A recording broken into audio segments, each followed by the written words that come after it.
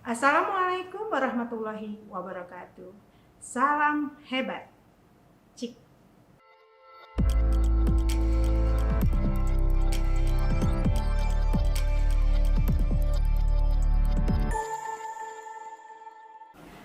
Teman-teman, Anda punya teman nggak?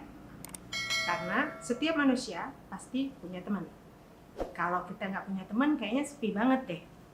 Sebenarnya, setiap kita membutuhkan teman. Tergantung teman kita gimana. Temenmu gimana? Kalau teman saya, ya sesuai usia saya. Teman kamu sesuai usia kamu. Tapi pada dasarnya pertemanan itu dimulai pada saat ada dua individu atau lebih yang berinteraksi, mengerjakan sesuatu yang sama, kegiatan yang sama, dan mereka intens melakukan pertemuan-pertemuan atau komunikasi bersama. Itu yang disebut dengan pertemanan. Dan mereka biasanya dimulai karena ada kesamaan hobi, kesamaan kesukaan, kesamaan yang membuat mereka bergabung menjadi satu komunitas yang disebut dengan pertemanan. Pertemanan itu sendiri kita contohkan misalnya pertemanan sekolah. Ada teman sekolah, ada teman di luar sekolah, ada teman nongkrong, ada juga teman nge-mall, ada juga teman piknik. Ada teman saya yang hobinya naik gunung, ya temennya naik gunung. Demikian mungkin yang bisa saya sampaikan, macam-macam pertemanan. Tapi untuk saat ini ada yang lebih ngetren lagi. Di awal tahun 90-an itu ada pertemanan yang di dunia maya. Ada Facebook, ada IG, ada WA group, dan banyak lagi yang lainnya. Nah, pertemanan-pertemanan ini sebenarnya memiliki dasar atau memiliki landasan apa sih sebenarnya mendasari kita untuk menjadi berteman. Kalau kita punya kebiasaan yang sama, nge-mall, biasanya kita hobinya belanja, makan, atau shopping window. Itu kalau kita suka nge-mall. Kalau kita piknik, kita biasanya suka ke kebebasan atau alam kebebasan. Pada dasarnya pertemanan itu ditandai dengan hubungan yang sukarela dan saling menyukai. Hartog tahun 1992 mengemukakan bahwa pertemanan itu dimulai dari adanya hubungan antar dua atau lebih individu yang menyukai satu sama lain, kesamaan tertentu, dan bersifat sukarela untuk melakukan satu kegiatan-kegiatan tertentu. Nah, Hartog mengemukakan ada yang disebut dengan pertemanan berdasarkan emosi. Nah, emosi itu misalnya mereka berkumpul karena satu kesenangan, hobi, nonton konser bareng, atau pergi rekreasi bareng. Ini hanya berdasarkan kesenangan. Kemudian ada juga pertemanan berdasarkan hubungan kognitif. Karena ada berteman karena dia adalah orang yang bisa menjadi mentor saya. Sehingga ada proses transfer ilmu, ada menjadi diskusi, pemecahan masalah, atau menjadi satu bahan perubahan perbaikan. Kemudian ada pertemanan yang bersifat social skill. Dengan berteman dia menjadi bisa ngobrol, bisa lebih santai, bisa lebih bergaul, sehingga social skillnya lebih tumbuh dan lebih hidup.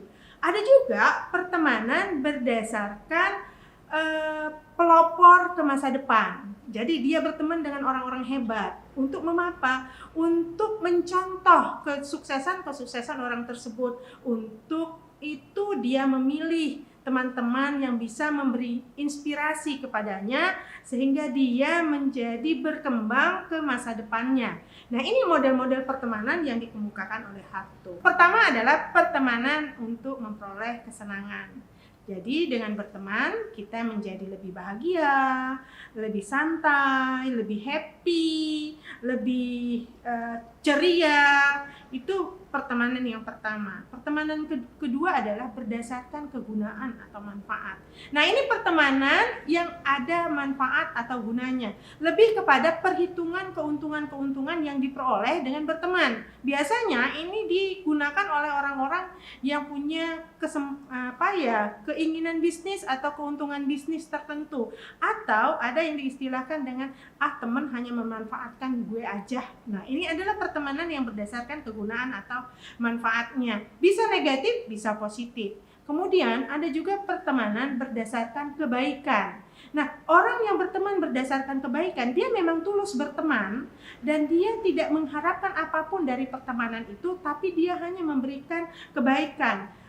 Atau pertemanan berdasarkan kebajikan. Di sini lebih kepada bagaimana akhlak kita bisa mewarnai teman-teman di sekitar kita sehingga teman-teman kita bisa menjadi lebih baik. Dan tentunya kita di sini harus lebih baik daripada teman-teman kita dan teman-teman kita akan menjadi baik. Menurut saya dari beberapa pertemanan ini yang dikeluarkan oleh Barasi tahun 2009 untuk memperoleh kesenangan, pertemanan yang pertama untuk memperoleh kesenangan, ini biasanya hanya dianut oleh anak-anak muda, remaja.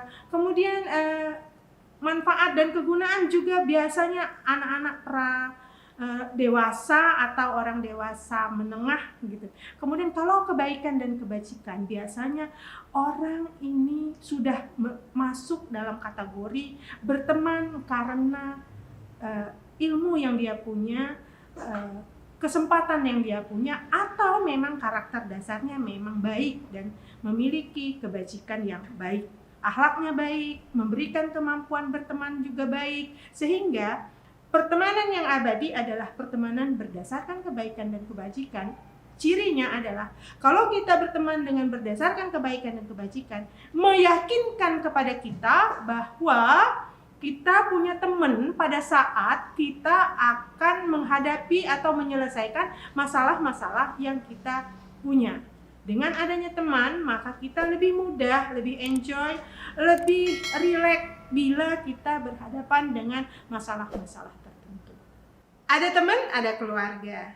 Lalu ada teman yang menjadi keluarga. Satu keberkahan yang luar biasa. Salam hebat.